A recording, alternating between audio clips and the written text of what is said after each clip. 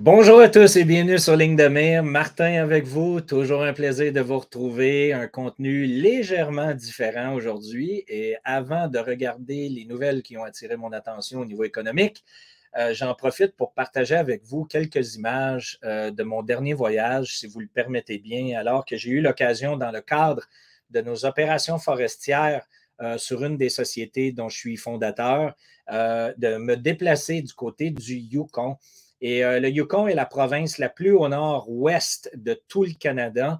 On parle d'une route de plus de 2500 kilomètres entre où nous avons démarré notre aventure, c'est-à-dire dans la région de Vancouver, pour pouvoir se rendre au nord, justement du côté du Yukon, à travers l'autoroute de l'Alaska. Pourquoi on l'appelle comme ça? Bien, simplement parce que c'est la seule voie terrestre qui permet aux Américains, en fait, de traverser la province de la Colombie-Britannique et du Yukon pour pouvoir aller du côté de l'Alaska. Et quand on parle de territoire éloigné, je vais en profiter encore une fois juste pour vous montrer les belles rencontres que nous avons faites, alors que c'est une première pour moi où j'ai eu l'occasion de croiser une horde de bisons, des bêtes qui vivent au nord du Canada qu'on ne voit pas ailleurs. Et ce sont des bêtes qui pèsent actuellement environ entre 700 à 800 kilos. Parce qu'ils viennent de passer à travers l'hiver, hein? Donc les sources alimentaires sont un peu plus faibles. Et là, ils viennent se nourrir sur le bord de l'autoroute de manière à pouvoir reprendre du poids qui peut atteindre jusqu'à 1000-1100 kilos à la fin de la saison estivale. Je vous ferai remarquer aussi, bon, j'ai utilisé mon drone pour pouvoir les filmer quand même en approche, alors que c'est des bêtes qui peuvent être agressives. Donc, nous sommes allés nous stationner beaucoup plus loin. Nous avons filmé avec nos drones ces merveilleuses bêtes. Vous allez voir un peu plus loin dans l'image qu'il y en avait une énorme quantité qui était de ce côté-là aussi. Et ici, on parle de l'autoroute qui traverse la province et comme vous constatez, il n'y a personne. Donc, vous avez des centaines et des centaines de kilomètres où il n'y a absolument aucun réseau cellulaire, aucun trafic pendant des heures.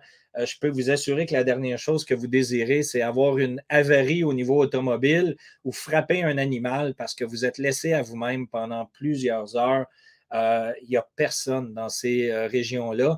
Et à chaque environ 3, 4, je dirais 500 kilomètres de route, eh bien, il y a ce qu'on appelle un trading post. Donc, c'est des communautés autochtones où vous avez une station d'essence avec une épicerie où l'épicerie vend des aliments aussi, de l'huile pour votre moteur. Donc, vous voyez un peu là, dans quel contexte nous sommes. Et c'est ce qui nous a permis de nous rendre physiquement jusqu'à Whitehorse.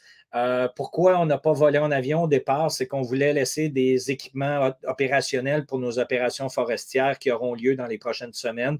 Donc, nous avons descendu de l'équipement forestier pour préparer nos équipes pour le début du mois de mai.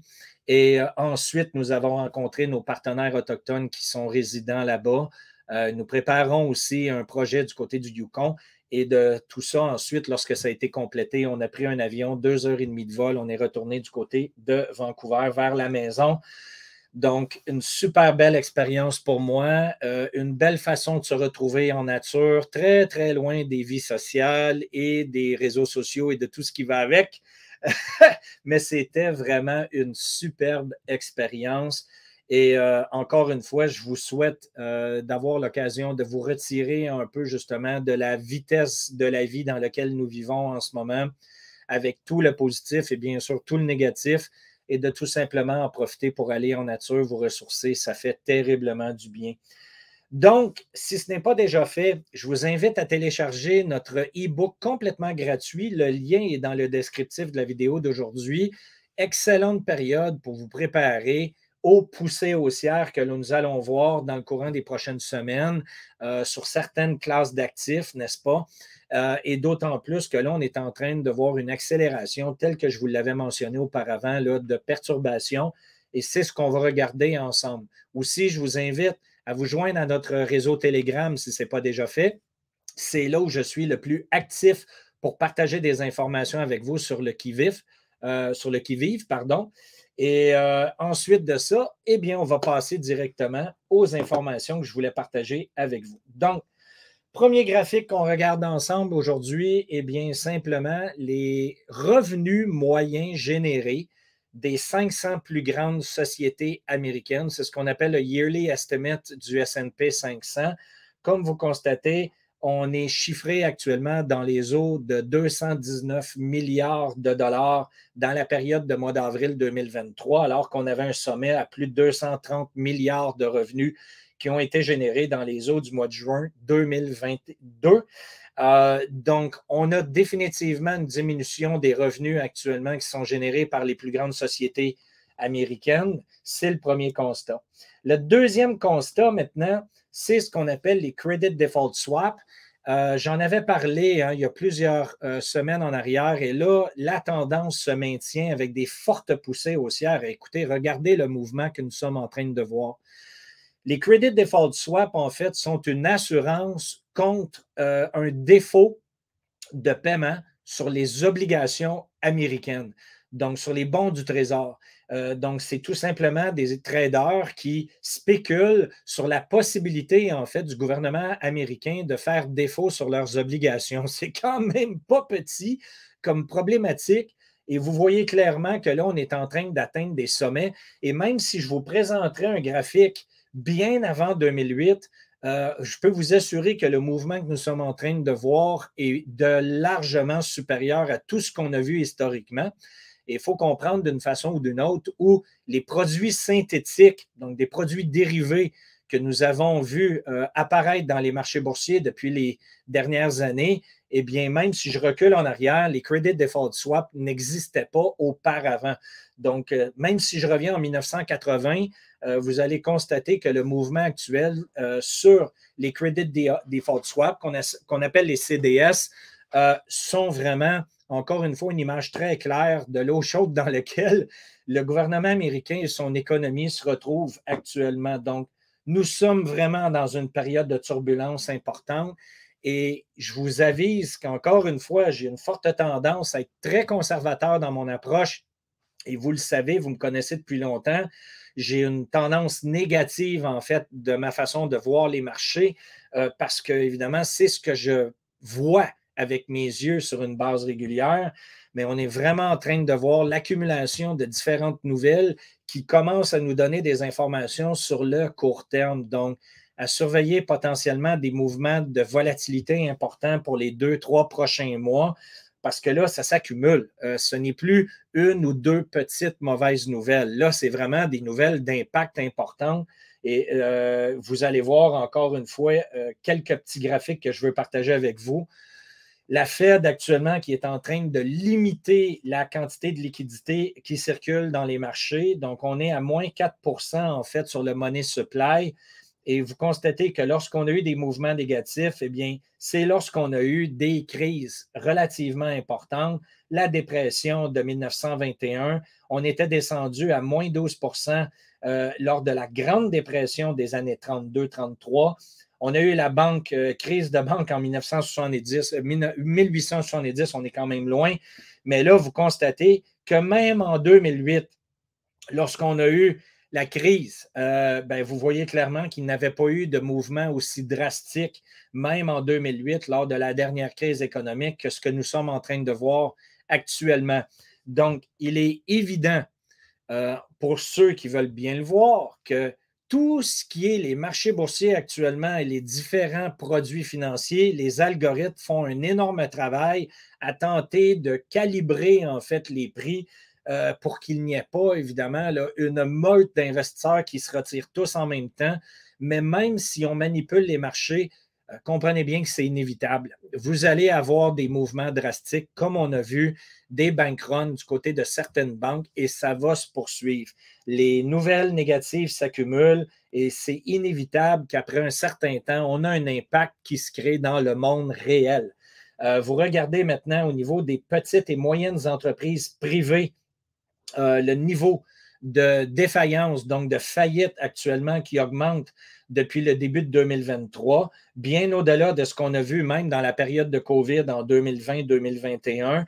Donc, on accélère tristement les faillites au niveau des petites sociétés au niveau privé et public. Par contre, vous constatez que c'est plus évident dans le privé que ce l'est dans le public pour l'instant, le public représentant l'espace noir versus l'espace bleu. Donc, les sociétés privées de petit format subissent les conséquences économiques actuellement. Encore une fois, c'était à prévoir. Vous savez très bien que les grandes multinationales sont protégées alors qu'on laisse crever les plus petites. Maintenant, autre fait important à constater, avec la hausse des taux d'intérêt, il y a un resserrement des prêts financiers du côté des banques. On avait vu le même phénomène se produire en 2008, où il devenait de plus en plus difficile de pouvoir avoir accès à un prêt. Et comprenez bien que beaucoup de sociétés, et là je ne parle pas d'individus, on parle de sociétés, qu'elles soient petites, moyennes ou grandes, se fient sur des prêts de liquidité de la part des banques pour pouvoir générer des revenus, donc acheter du matériel, revendre et ainsi de suite. Et là, s'il y a un resserrement du crédit, bien, vous comprenez que les compagnies doivent travailler avec de la liquidité qu'ils ont en portefeuille parce qu'ils ne sont plus capables d'emprunter, ce qui rend évidemment, encore une fois, les conditions pour les sociétés, pour les opérateurs, les mettre dans des conditions encore plus difficiles.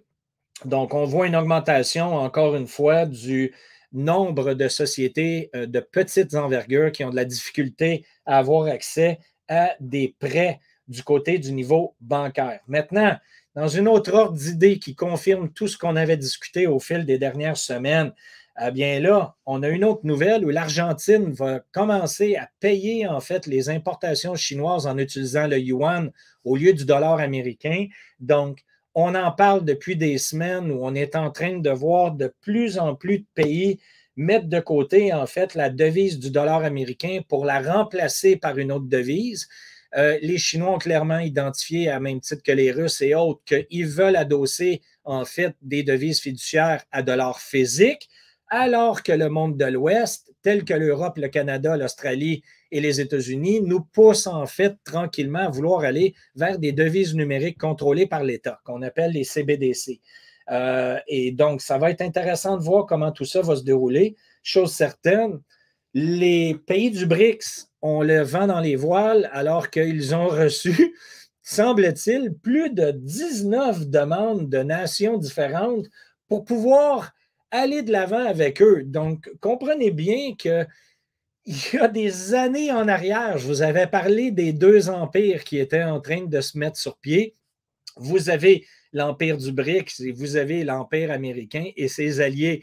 Et là, ce qui est en train de se produire, c'est que les alliés purs et durs continuent de s'entêter à demeurer du côté des Américains par protection, par économie et autres, alors qu'on voit clairement que ces économies-là sont en train de s'effondrer. Et que là, vous avez d'autres pays, petits et grands, qui sont en train de se dire, on laisse tomber les Américains, on veut joindre l'économie du BRICS parce qu'on considère que le BRICS est le futur. Donc, c'est une excellente nouvelle pour tous les pays, encore une fois, qui décident de laisser tomber les Américains et leurs socialistes pour aller, en fait, du côté du BRICS. Et là, on va créer d'autres problématiques parce que vous avez compris que la Chine, la Russie sont des pays communistes. Mais là, on ne parle pas ici de politique, on parle tout simplement de contexte économique. Le dollar américain s'affaiblit, les gens n'ont plus confiance au gouvernement américain, ils veulent se retirer pour joindre d'autres groupes économiques plus importants et c'est ce qu'on est en train de voir. Maintenant, je vais passer à cette nouvelle-là auparavant aussi, j'aurais dû la mettre ailleurs parce qu'elle était mieux identifiée dans les premières nouvelles que je vous ai présentées. Les dépôts dans les comptes bancaires américains diminuent aussi. Donc, vous constatez que depuis les sommets du mois de mars de 2021, on est en train de voir les dépôts de moins en moins. Donc, les gens déposent moins d'argent dans leurs comptes de banque dans les banques commerciales. Qu'est-ce que ça signifie? Ben, ça signifie que soit ces gens-là ont des revenus qui diminuent, soit tout simplement, vous avez des gens qui n'ont plus confiance aux banques et qui retirent tout simplement les fonds pour ne pas les déposer. Donc, ils retirent la liquidité pour les garder à la maison.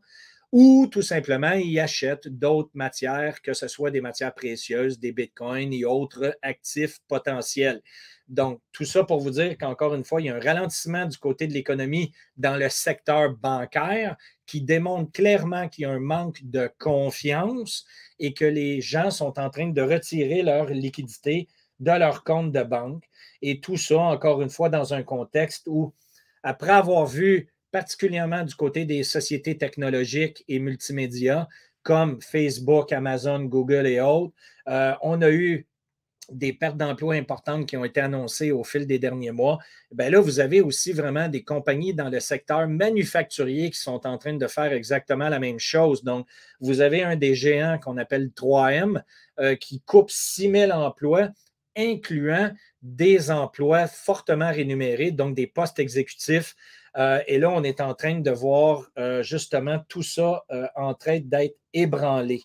Donc, nous ne sommes pas sortis du bois. C'est le cas de le dire aujourd'hui. Il y a encore beaucoup de surveillance importante à faire du côté du marché économique. Mais pour le reste, écoutez, je demeure aux aguets. Je surveille tout ça avec vous et le moindrement où j'ai d'autres détails pertinents, je vais le partager directement sur Ligne de mire. D'ici là, je vous souhaite un bon week-end. Prenez soin de vous. On se reparle bientôt.